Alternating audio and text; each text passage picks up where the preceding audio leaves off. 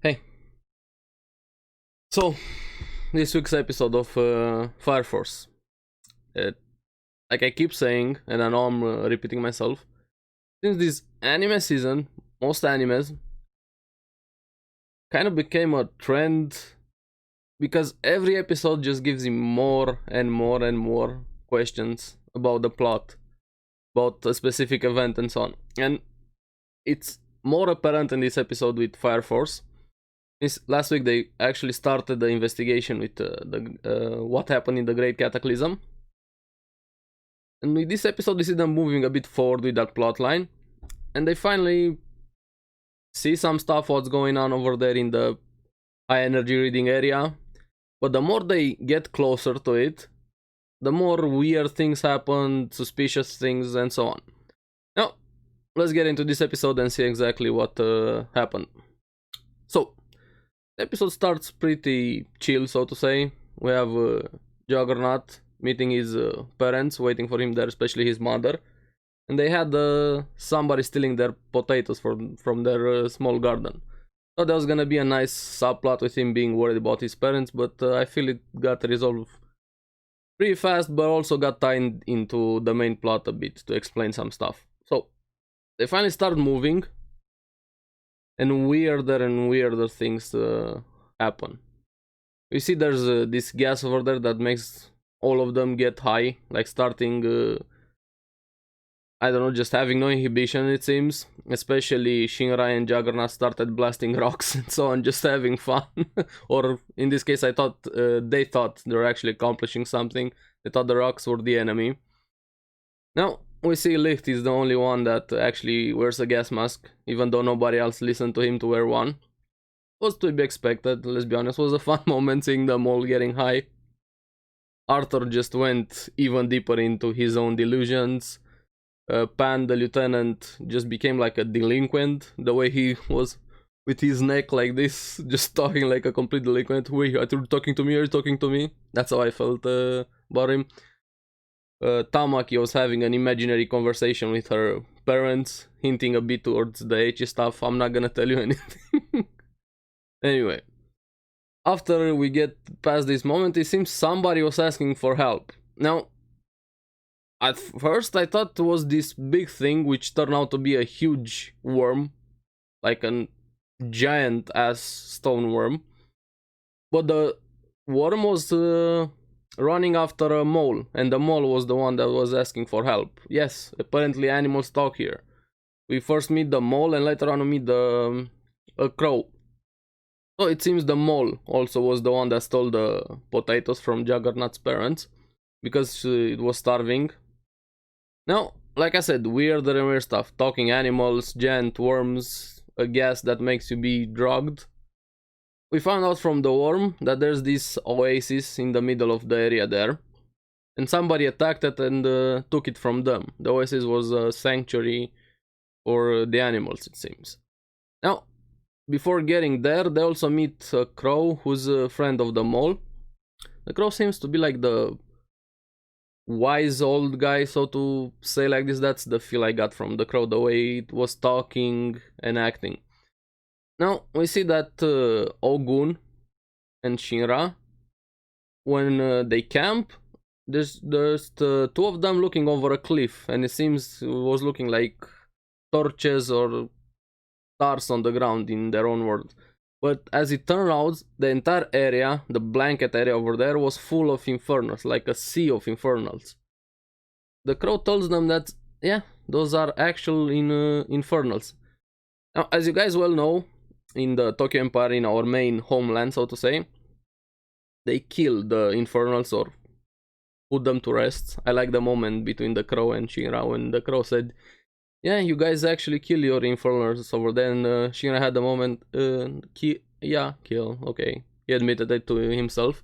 But it seems everywhere else, or mainly here on the Chinese peninsula, the infernals don't get killed. And according to the crow, some of them have been there since the beginning of the Cataclysm. Like, turns out the infernals actually don't die unless they're purposely killed. Are they immortal, or they just last long enough? But there are so many of them that you couldn't just actual big sea of infernals. Now, this is the first thing that got me more suspicious besides the animals. Talking animals is not something new, but that Sea of Infernos felt like it was never ending over there. Now, they finally get to the Oasis a bit. Found out more stuff from the mole and the crow. Like I said, they got attacked and somebody stole the Oasis from them. Now, we still don't know exactly who, why, or what happened to the Oasis to be exact, or how this Oasis is even there, because everywhere is just a wasteland, nothing's growing, no animals roaming around besides just your very rare animals, the ones we've met talking. And they don't even know how they're able to talk. That was more surprising, honestly, than them talking. They have no idea why. For them it just seemed normal until humans actually started calling them weird, according to the crow. It's actually very interesting stuff if you look at the perspective. That's what makes something weird. If you find something weird, that thing might be weird for you, but it might not be weird for somebody else. I like that explanation from the crow, so to say, about them not considering themselves not normal. Because in their own eyes, they were normal. It was to expected some animals to be able to talk. But also some of them weren't able to talk. The crows that were with our main crow, I forgot his name, I'm sorry about that. My major flaw with names, if you guys remember. So, the Oasis, they actually take a look at it. It seems plants are growing, water is on, it's an actual paradise over there in the middle of nowhere. But Shinra spots something very important. The tabernacle in the worlds of the crow. But that thing, it's a miniature or a smaller size Amaterasu, the generator that is powering the Tokyo Empire. This brings up a lot of good conversation from Licht, from Shinra. As you guys know, Vulcan's ancestors built the Amaterasu. Well, according to history, and this brings another good point. The history is written by the winners. So what exactly happened? Was Amaterasu the first one, or was the tabernacle the first one? Maybe the tabernacle was the prototype, this is why it's smaller. Something happened in the Cataclysm that allowed this technology to be real. Maybe Vulcan's ancestors didn't build it, or I don't know, a lot of questions, more questions, especially about this. So this tabernacle seems to be the heart of the Oasis that's powering everything. Now, is the Oasis man-made? Besides the tabernacle, I mean, like, what's happening around there? Were the animals experiments? Did they came from the Adola world? I don't know, more and more and more questions. Is it powered by an Adola burst? I don't know. Now, they get attacked by infernal dogs or hell hounds in this case. And we see that the dogs were the ones that stole the Oasis from the animals. I was expecting something, I don't know, cognitive, so to say, or self-aware. Maybe their boss is gonna be self-aware, according to the mole. It seems to be the most powerful one or the most important one. I don't know if that thing or is it a person. I really hope they're self-aware, because if it was just a random attack, so to say, it's gonna be kind of a letdown. I hope there's more plot to why they took the Oasis from the animal. And I don't know, this episode, like I said, questions, and more questions. But I liked the suspense, so to say, of just deepening the mystery, just going more and more, giving a tiny bit, letting you wanting more. Actually got me hooked a lot more on the plot of Fireforce this episode, most than others, to be honest. Because we're actually getting to the main story, so to say, or the thing that started the main story. And I don't know, history for me is a huge passion, especially fantasy-wise. This is why I love, for me it's a preference, fantasy to more than science fiction. And it kind of feels more fantasy, this backstory of the Great Cataclysm, so to say. And I get more curious and curious as the story moves on.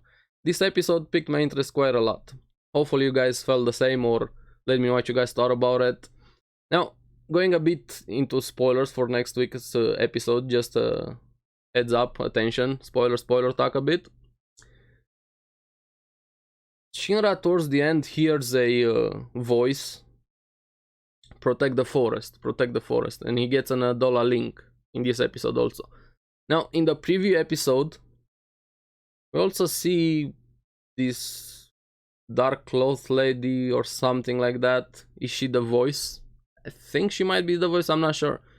Is she tied to the evangelist? I don't know. I think I'm getting like the dichotomy or opposites or something like that. The evangelist seems to be the white dude, so to say, is dressed in white, and this lady seems to be everything in black. Are they opposite forces in the dollar burst world? I don't know, this is just me speculating and going in ramble, so to say. I'm curious about next week's episode. Seems to actually reveal more, hopefully. Now, like I said, let me know what you guys thought about the episode. Excited for next week. So, thank you very much for watching the video. Like, share, and subscribe. And I'll see you again on the next one. Have a good one and enjoy Fireforce. Bye bye.